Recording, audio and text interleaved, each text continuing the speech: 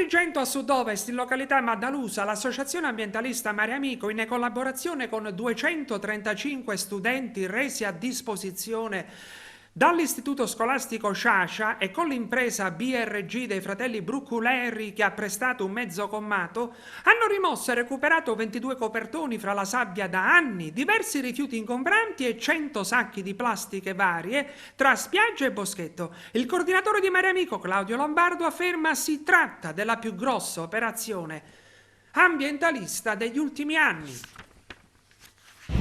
Gran parte dei rifiuti che noi troviamo in spiaggia arrivano attraverso i fiumi.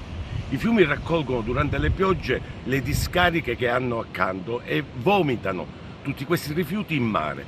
Poi le mareggiate le trasportano in spiaggia e noi li troviamo lì.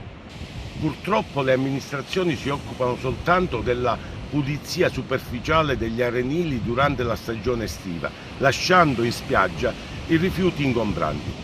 È compito delle associazioni e del volontariato andarle a raccogliere con l'aiuto degli studenti nell'ambito di un programma di educazione ambientale.